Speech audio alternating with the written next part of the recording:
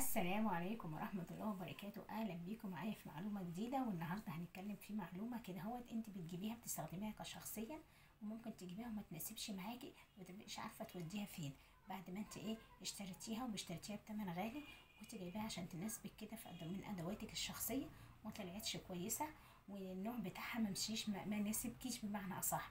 طب انا ممكن اعمل فيها ايه؟ طبعا هتعيدي تدويرها في ايه؟ حاجة مهمة جدا ممكن تستخدميها في الغسيل. طب ايه هي الحاجة دي؟ بيجيبوها كده في المحلات بتاعت الكوافيرات بتاعت السيدات، بيستخدموها كده بالجيركن كده، بيجي بالكيلو او بالاتنين كيلو او بالتلاتة كيلو، بيبقى جيركن كده كبيرة. وفي محلات الحلاقة ممكن تيجي كده ازازة ريتل كبيرة، دي ساعات انت ممكن تجيبيها بتشتريها من ادوات تجميل او بتشتريها من محلات منظفات او صيدليات، وما تناسبش معاكي. هتناسبك يعني في ايه؟ في نوع من انواع الشعر، في نوع بتيجي عليه وفي نوع ما بتجيش عليه. طب ايه هي الحاجه دي؟ اخش على الفيديو ده وهتعرفيها. فيها حاجتين بتحطيها عليها تقدري تستخدميها في بديل الغسيل. بالظبط ايه هي؟ حاجه ممكن تحطي عليها هو لون، الحاجه التانية دي لون اختياري، حابه تحطيه عليه، حابه مش حابه ممكن تسيبيه على اللون بتاعها الاساسي.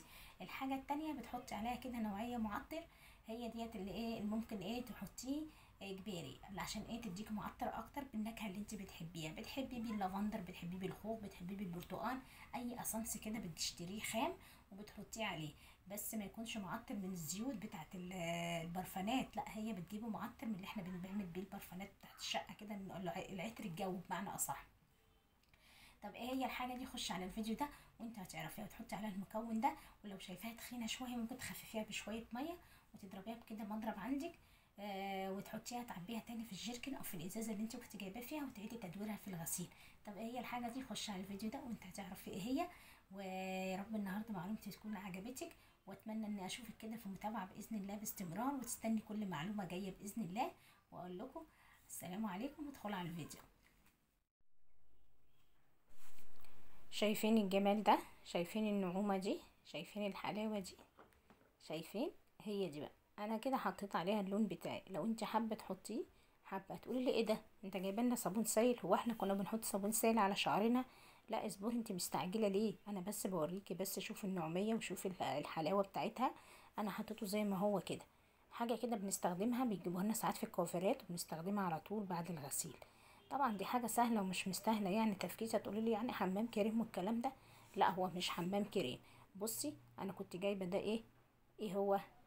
حذر فذر بلسم. هي طبعا هيبان لكم بلسم دوت باين، بس كلمة بلسم هي بس هتيجي بالمقلوب في الكاميرا، عشان انا طبعا كنت اشتريت النوعية دي وما مشيتش معايا، وقعت لي شعري. في نوعية بتوقع الشعر، وفي نوعية حلوة بتبقى حلوة مستخدمة كده بتنفعك. النوعية دي كان مش انا اللي اشتريتها، يعني جاتني هدية، فطلعت مش حلوة. طلعت يعني النوعية بتاعتها مش ماشية، مش مناسبة مع نوع شعري، مش كل الانواع بتناسب. وده معايا اسانس اللي هو المعطر بتاع الجو، اللي انت بتجيبيه ساعات بتحطي عليه ميه بترشيه في الجو او بترشيه. ده اي نوع خام بتحبيه هاتيه من اي محل منظفات او اي هايبرات زي ما يكون موجود، وبتحطيه. دي افضل ان انت تحطي، ولو هو البلسم اللي عندك فيه ريحه عطريه كويسه خلاص ما تستخدميش عليه تاني معطر تاني، ممكن ما تحطيش.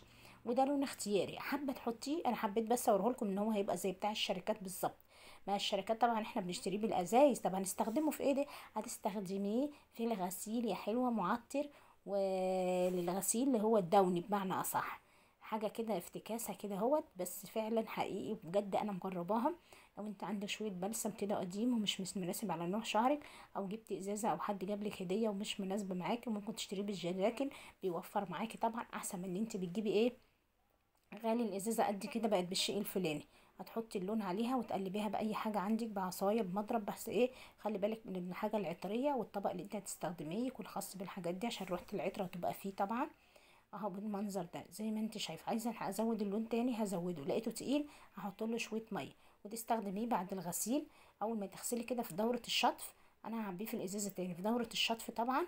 هتروحي واخده حاطاه في الازازه بتاعته، وتستخدميه في دوره الشطف بعد الغسيل على طول، بتحطيه في الدرج الصغير في الغساله. شوفي انت بقى، حابه تحطي منه غطا، حابه منه اتنين، هيضيع لك الرغوه بتاعه المسحوق، وهيدي لك عطر جميل جميل جميل في الغسيل. يبقى انت كده استخدمتيه واستفدتي بيه استفدتي. يا رب فيديو النهارده يكون عجبك، واكون قدرت اوصل لك معلومه هتستفيدي بيها وتفيدي بيها حبايبك. يا رب ما تنسيناش بس كده في لايك، ما تنسيناش في كومنت حلو منك بذكر الله، بذكر الله وبذكر رسوله صلى الله عليه وسلم. بصوا الجمال، بص الحلاوه. بس شوفي انا مليت الازازه وهتقولي ده فاض منها، ما عشان ايه، انا طبعا لما حطيت المعطر وهي دلوقتي عشان فيها رغوه اللي انا ضربتها كده فعدت رغوه شويه. الغساله قصدي الازازه هتهدى كده لتحت شويه يعني، وهتنقص مكان مرغت شويه، وهرجع اكمل عليها الازازه تاني وافضي الباقيين، لان هي نفس النوع بالظبط. انا مكنتش استخدم منها غير حاجه بسيطه كده عشان كان عندي ازازتين قبل كده ونوعيه ايه قبليها بنفس النوع. باي.